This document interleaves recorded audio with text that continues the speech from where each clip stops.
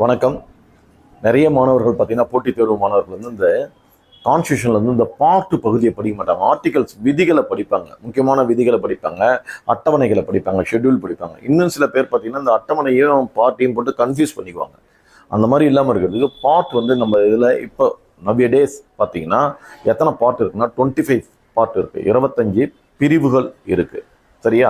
ஆரம்பத்தில் வந்து 22 பார்ட் இருந்தது, அப்புறம் ஒரு 4 சேர்க்குறாங்க, 1 டெலிட் ஆகுது. அதனால பார்த்தீங்கன்னா 22 + 4 26 -1 பண்ணி 25 இப்போ இருக்கிறது அப்படின்னு. இதை ரொம்ப இந்த பார்ட்டை மாணவர்கள் ரொம்ப கஷ்டப்படுறாங்க. அந்த ஃபர்ஸ்ட் ஒரு 4 மட்டும் ஞாபகம் வச்சிருக்காங்க, அதுக்கு பிறகு போக போக உங்களுக்கு தெரியல. போட்டித் தேர்வு எழுதுகிற லட்சக்கணக்கான மாணவர்களுக்கு இது ஒரு டிராபேக்காக இருக்கு. அதை இப்போ சரி பண்றோம். சரியா? எப்படி சரி பண்றோம் பாருங்க. ஃபர்ஸ்ட் ஒரு கதை மாதிரி சொல்றேன். ஃபர்ஸ்ட் என்னது, நமக்கு பார்ட் 1 அப்படின்றது நம்மளுடைய யூனியன் அண்ட் ஸ்டேட்ஸ். பார்ட் 1ன்றது யூனியன் அண்ட் ஸ்டேட், அதாவது மத்திய அரசு மாநில அரசுகள் கொண்ட ஒரு இடம். சரியா? நமக்குன்னு ஒரு அரசு இருக்குன்றத ஃபர்ஸ்ட் சொல்லிட்டோம். அடுத்தது என்னது, நம்ம அங்கே போனால் நமக்கு என்ன வேணும், குடியுரிமை வேணும் இல்லையா? அந்த மண்ணில் போயிட்டு அந்த அரசாங்கத்தில் போய் நம்ம இருக்கிறதுக்கான குடியுரிமை தான் சிட்டிசன்ஷிப். சரி, குடியுரிமையை கொடுத்தாச்சு, இடத்த கொடுத்தாச்சு. இடம் கொடுத்த அடுத்து என்ன செய்யணும், நமக்கு சில உரிமைகளை கொடுக்கணும் இல்லையா? சில உரிமைகள், அதுதான் ஃபண்டமெண்டல் ரைட்ஸ். அதுதான் மூணாவது நமக்கு ஃபண்டமெண்டல் ரைட்ஸ். பார்ட் 3ன்றது ஃபண்டமெண்டல் ரைட்ஸ் கொடுத்தாச்சு. சரி, நமக்கு அடிப்படை உரிமைகள் கொடுத்தாச்சு. அதே நேரத்தில் அந்த அரசுக்கு சில வழிமுறைகளை சொல்லணும். இந்த மக்களை இப்படிலாம் நடத்துங்க அப்படின்னு சொல்லிட்டு அந்த அரசுக்கு வழிமுறைகளை சொல்கிறது தான் டிபிஎஸ்பி. அது பார்ட் 4ல் வருது. சரியா? பார்ட் 4 அந்த அரசு வழிகாட்டுறதுன்னு நினச்சிக்கணும்.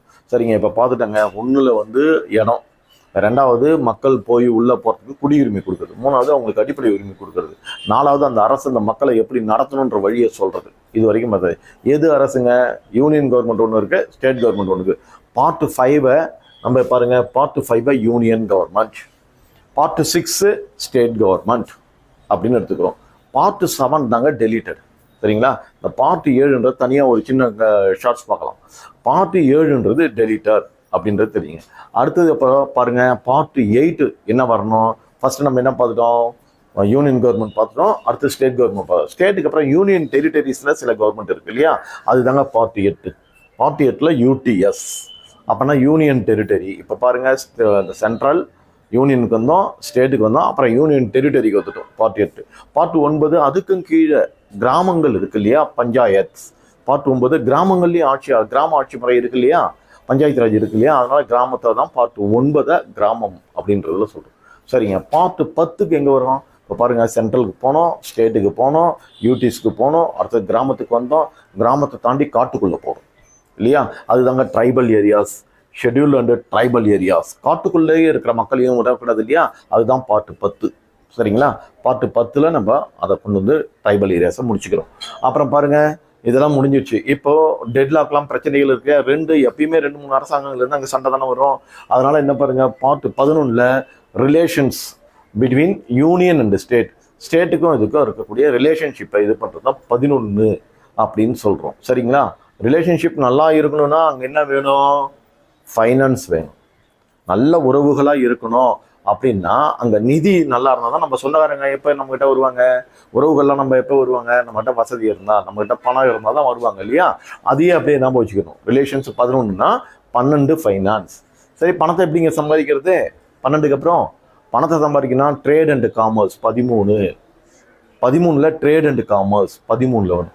சரிங்க, பிஸ்னஸ் பண்ணுறான். எல்லாரும் பிஸ்னஸ் பண்ணிட முடியுமா? எல்லாருக்கும் பிஸ்னஸுக்கு வாய்ப்பு இருக்கா, பேக்ரவுண்ட் இருக்கா?